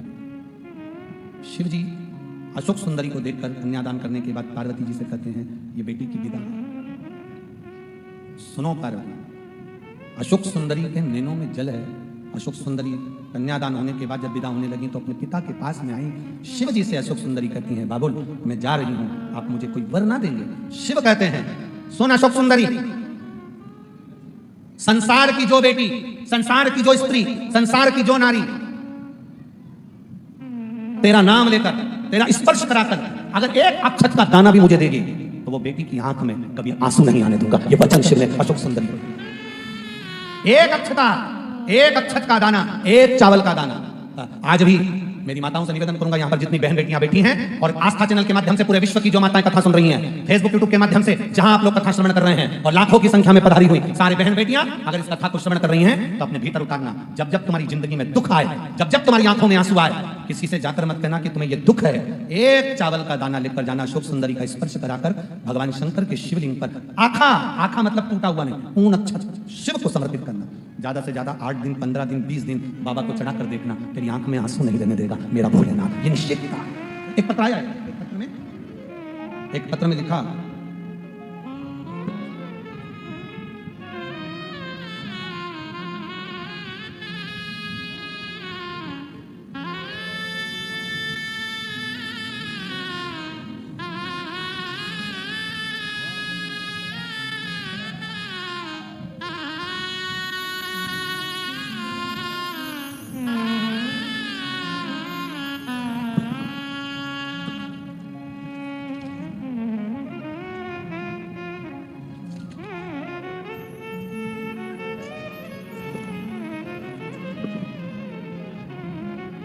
मैं अर्चना श्रीवास्तव, पत्नी श्री आलोक श्रीवास्तव, अंबेडकर कॉलोनी, भोलेपुर, फतेहगढ़, फरुखाबाद की रहने वाली हूँ। कहीं बैठी हो तो हाथ हिला सकती हैं। अगर कहीं बैठी हो आप ही हैं, हाँ दोनों हाथ ऐसे हिला दो, पीछे की ओर है, हाँ दोनों हाथ हिला दो एक बार वापस, ठीक है। फरुखाबाद की रहने वाली गुरुदेव। मेरा बेटा आकाश श्रीवास्तव जो भारतीय सेना की तैयारी कर रहा था, उसने कई बार परीक्षाएं दी, कुछ नंबरों से रह जाता था। बेटा बहुत निराश हो गया। माँ हूं ना गुरुजी, मन में थोड़ा सा भाव आया, बेटे को देखकर दुखी हो, बार बार परीक्षा देता, बार बार रह जाता। अब की बार मैंने बेटे से कहा तू चिंता मत कर, देवादिदेव महादेव पर पूरा भरोसा रख, एक लोटा जल समर्पित कर, पशुपति व्रत कर, एक बेलपत्र या एक अक्षत का दाना शिव को चढ़ाना प्रारंभ कर। गुरुदेव जो बेटा कई सालों से लगा हुआ था और उसका नहीं हुआ, बाबा की कृपा का मैं क्या वर्णन करूं। सीहोर गया मेरा पुत्र, रुद्राक्ष उत्सव में होकर आया, वहां से रुद्राक्ष उत्सव में रुद्राक्ष तो नहीं मिला तो कंकर लेकर आ गया। कंकर की पूजन करता शंकर मानकर। आपने कहा था हरतालिका तीज पर 5 फुलेरे का दर्शन करना, शिव कृपा जरूर करते हैं। मेरे बेटे से कहा तू 5 फुलेरे का दर्शन कर। बेटा कहता है माँ ये महिलाओं का त्योहार है, महिलाएं पूजन करती हैं, मैं दर्शन करने जाऊंगा, लोग क्या कहेंगे। मैंने कहा दुनिया कुछ भी कहे, तू तो बाबा के दर्शन करने 5 फुलेरे का जा। मेरा बेटा 5 फुलेरे का दर्शन करने गया और बाबा की कृपा से 21/9/2023 को मेरा बेटा इंडियन आर्मी में सिलेक्ट हो गया। मैं बाबा को यहाँ धन्यवाद देने के लिए आया। ये शिव तत्व है, वो घड़ी है, बेटी है बहन, हर हर महादेव। शिव तत्व, आपका जितना भरोसा, जितनी दृढ़ता, जितना विश्वास आपका पक्का होगा, मेरे महादेव को मिलने में देरी नहीं, मेरे शंभू को मिलने में देरी नहीं। और तेरी कृपा बिना न हिले एक भी अणु, लेते हैं श्वास तेरी कृपा से। मुक्ति ओमकार भोले ओमकार, आयो शरण तिहारी शंभुकार। शिव वचन दे रहा है और एक बार अगर शंकर वचन दे दे तो वो वचन निभता है। तो ये अदालत, ये थाने, ये सब अब हुए। पहले के समय में बुजुर्ग माताएं अगर बैठी हो तो उनको मालूम होगा, ना पंचायत थी, ना थाने थे, ना अदालत थी। अगर कोई बात होती थी शंकर जी के मंदिर में ले जाकर गंगा जल उड़वा देते थे। बोल तूने ऐसा करा कि नहीं करा। शिव के मंदिर में गंगा जल उड़वाते थे क्योंकि शंकर के मंदिर में, शिव के ओटले पर, शंकर के सामने, शिव महापुराण में, शंकर की साक्षी में अगर मुख से एक बार भी झूठ निकल जाता है तो व्यक्ति को मरते समय मुख में गंगा जल नहीं आता, तो तड़प तड़प कर मरना पड़ता। झूठ ना बोलो। हम तो यहाँ पर भी आप लोगों से बड़े आप कहोगे सीओर वाले गुरु जी ऐसा बोलते हैं, हम स्पष्ट करते हैं, बिल्कुल सत्य था। यहाँ पर बहुत सारे लोग आते हैं, कोई पेप्सी बांटेगा, कोई पानी की बोतल बांटेगा, कोई बिस्कुट का पूड़ा बांटेगा। बोलो जी सही है कि गलत है, जम के तो बोलो सही है। कोई कुछ बांटेगा, कोई कुछ बांटेगा। शिव महापुराण की कथा है, पंडाल में बैठकर अगर आपने एक व्यक्ति से एक बिस्कुट का पूड़ा ले लिया और उसने पूछा आपको मिल चुका है, आपको सत्य बोलना चाहिए। हाँ साहब मेरे को आपने दे दिया है। दूसरा लोग नहीं साहब आप दूसरे को दे दो। सत्यता पर चलते हैं। शिव पुराण, शिव का धाम, शंकर का मंदिर, शंकर की चौखट, शिव का द्वार झूठ बोलने के लिए नहीं। ब्रह्मा जी ने एक बार झूठ बोला था और उनका सिर कट गया था। कर्मनाशा नदी प्रकट हो गई थी, बड़ा का पेड़ बन गया था केवल असत्य बोलने पर। केवल असत्य, जो बोलो सत्य बोलो। इसलिए शमशान ले जाते समय मुर्दे को जब शमशान ले जाते हैं तब चिल्ला चिल्ला कर कहते हैं राम नाम। अरे अच्छे से तो बोलो राम नाम सत्य है। चिल्ला चिल्ला कर ले जाते हैं क्योंकि अब तुम उसके दरवाजे जा रहे हो जिसको सत्य पसंद है, जिसको सत्य प्रिय है।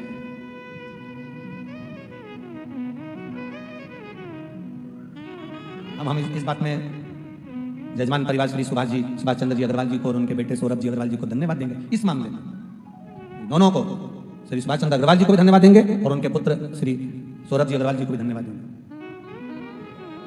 जब अलवर में मिलने के लिए आए थे, ये कथा तो बहुत पुराने में ली हुई इनने, पर अलवर में जब मिलने के लिए आए थे तो इनके मुख से, अग्रवाल जी के मुख से, सुभाष चंद्र जी अग्रवाल और सौरभ जी के मुख से एक शब्द बहुत सुंदर निकला। इन्होंने एक बात बड़ी अच्छी कही, गुरुदेव हम तो अलवर आए हैं व्यवस्था देखने के लिए, हम मैनपुरी भी आएंगे व्यवस्था देखने के लिए, पर गुरुदेव हम तो केवल निमित्त हैं। सुभाष चंद्र जी अग्रवाल जी का शब्द देखिए, हम तो केवल निमित्त हैं। कथा करवाने वाला स्वयं वो भोलेनाथ है और करने वाला, संभालने वाला भी भोले। और गुरुदेव उन्होंने बात बड़ी अच्छी कही, इसको कहते हैं कि सत्यता का वचन क्या होता है। हम सुभाष चंद्र जी अग्रवाल जी को इस बात के लिए साधुवाद दें, धन्यवाद। गुरुदेव प्रयास पूरा रहेगा कि भोलेनाथ इस ब्रजरज में आ रहे हैं और इतने सालों के बाद इस ब्रजरज में शिव महापुराण की कथा होने जा रही है, तो हम तो क्या, हमारा बांके बिहारी खुद इस कथा की व्यवस्था आगे रहकर कर देगा। ये विश्वास, ये भरोसा, ये दृढ़ता, इसको भरोसा करते हैं, इसको दृढ़ता करते हैं, इसको विश्वास करते हैं और करा। ये भोलेनाथ ने आज कथा का 30वां दिन है, प्रति दिवस है। जरा विचार करिए, जब हमने सूचना पाई थी तब मालूम पड़ा था कि 3 दिन के पहले आप लोग भी, ऑटो वाले, गाड़ी वाले और आप लोग भी यहाँ बैठे हो, कितनी तेज प्रचंड गर्मी पड़ रही थी। बोलो सही है कि गलत है?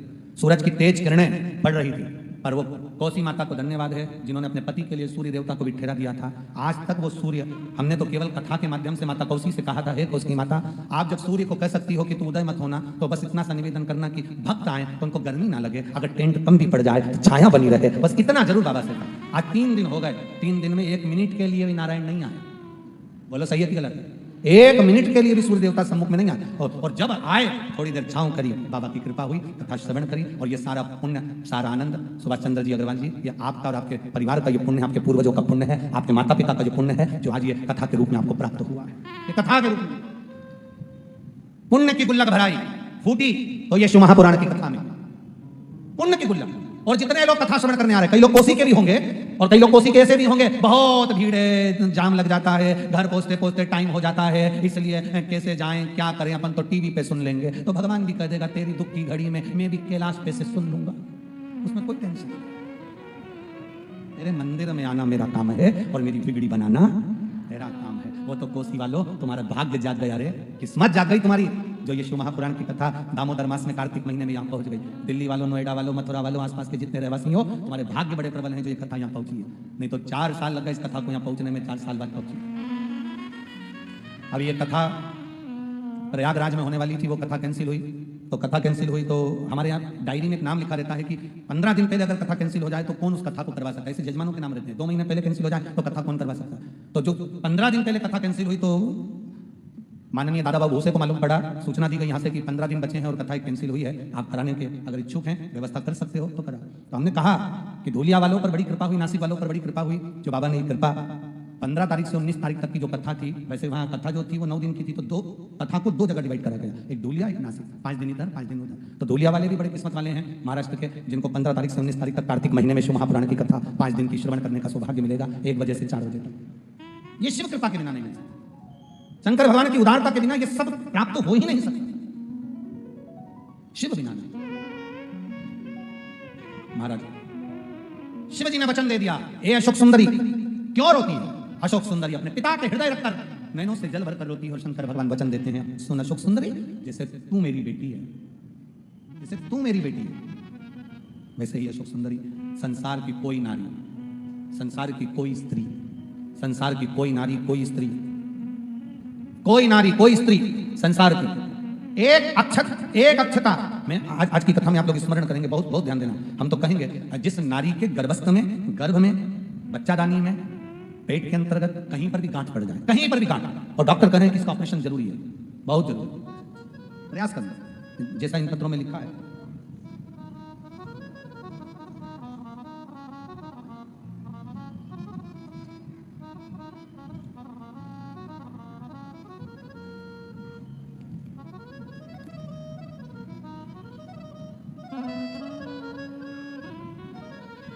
विजय राधिका, बिहार मथुरा की रहने वाली हूँ। संगीता अनुज, कहीं बैठी हूँ तो हाथ हिला सकती हैं। संगीता अनुज, आप ही हैं? दोनों हाथ हिला दे। श्री शिवाय नमस्तुभ्यम। मैं संगीता अनुज, विजय राधिका, बिहार मथुरा की रहने वाली हूँ। गुरुजी, एक लोटे जल बेलपत्र का क्या वर्णन है, मैं खुद इसको महसूस कर सकती हूँ। मेरे कान के पीछे गठान हो गई थी जो कई महीनों से लगातार बढ़ती जा रही थी। डॉक्टरों का इलाज भी करवाया और उसमें लाभ नहीं मिला। गठान की आकृति बढ़ती चली गई। अब करें तो करें क्या? उसका आखिरी तोड़ था ऑपरेशन, और फिर वो जांच के लिए जाना था। पर आंखों में आंसू भर गए। आजकल गठान का नाम सुनो और गांठ का नाम सुनो तो मन में भय हो जाता है, कोई बीमारी ना आ जाए। गुरुदेव, तब किसी ने कहा कि एक बेलपत्र शिव जी को चढ़ाकर उसको खाना प्रारंभ करो। शंकर भगवान को घर से पानी ले जाकर चढ़ाओ, उसका आचमन करो। मैंने वही करना प्रारंभ करा, और गुरुदेव, बाबा की कृपा क्या होती है, इस पत्र के माध्यम से सबको कहना चाहूंगी। आज मेरे कान के पीछे की जो गठान थी वो पूरी तरह से गल चुकी है। मैं बाबा को यहाँ प्रणाम करने आया। अब ठीक है, आप गठान तो नहीं है? हाथ दिला दो एक बार। हर हर महादेव, श्री शिवाय नमस्तुभ्यम। एक पत्र और उन्होंने लगाया है। महाराज जी, मेरा नाम उमा विजय है, मैं रांची झारखंड से हूँ। ये आपके परिचित का कोई पत्र है? झारखंड से हूँ। गुरुदेव, कृपा का क्या वर्णन करूं? पिछले साल नवंबर के महीने में पता चला कि कैंसर हो गया। महाराज जी, कैंसर तीसरे स्टेज पर था। तीसरे स्टेज का कैंसर। तब पहले कलकत्ता गई, फिर दिसंबर महीने में दिल्ली गई, और वहां हालत बहुत खराब हो गई। सारी जांच होने पर 2 महीने निकल गए, हालत और बिगड़ती चली गई। महाराज जी, इस बीच में मुझसे कहा गया कि तुम श्री शिवाय नमस्तुभ्यम का जाप करो, सीहोर का रुद्राक्ष मिले तो उसका पानी पियो। हमने रुद्राक्ष बुलवाया, जल पीना प्रारंभ करा। शिव जी को जल चढ़ाते, पीते, पानी को कैंसर वाले स्थान पर लगाते। बाबा का मैं क्या गुणगान करूं गुरुदेव, इतनी ज्यादा कैंसर की हालत में खराब थी, पर बाबा की कृपा से आज 6 महीने होने जा रहे हैं। अब मैं बिल्कुल, मेरे शरीर में कैंसर दिख नहीं रहा, और मैं बिल्कुल ठीक होती चली जा रही हूँ। ये शिव तत्व है। आई है क्या वो? रांची वाले नहीं आए, उन्होंने उनका फोटो भेजा है, और ये फोटो जब उन्हें कैंसर था उस समय का, आप लोग टीवी के माध्यम से देख सकते हैं। और दूसरा फोटो जब वो पूर्ण तरह से ठीक हो गई उसका। शिव कृपा का वर्णन। हर हर महादेव। बैठिए। शिव तत्व इसी को कहते हैं, ओघड़ी तत्व, भगवान शंकर की भक्ति, और वो भी अविरल भक्ति जिसमें आपका विश्वास दृढ़ हो, भरोसा पक्का। शिव जी ने कहा, सुनो अशोक सुंदर, एक अक्षत का दाना फल प्रदान कर देता। समय आया, एक गठान जो गांठ हो जाती है उसको गलने का क्रम की बात रह गई है, उसको कल की कथा में लेंगे। भगवान देवादित्य महादेव मंगलानंद के साथ में सती मैया के जाने के बाद पार्वती जी का उतार, और भगवान शिव जी का मंगल पार्वती जी के साथ विवाह हो रहा है। जोरदार ताली बजाएं, शंकर पार्वती पधार रहे हैं। सुंदर आनंद के साथ में माता पार्वती जी शंकर जी के साथ पधारी हैं। यजमान परिवार आरती के लिए सम्मिलित होंगे। पार्वती जी शिव जी के गले में जयमाला पहना रही हैं। जोरदार ताली बजाएं। हर हर। शंकर भगवान पार्वती जी के गले में जयमाला दे रहे हैं। हर हर। यजमान परिवार आरती में सम्मिलित होंगे बड़े भाव के साथ। यहाँ पर कथा में हमारे गोवर्धन नाथ जी के, अशोक प्रधान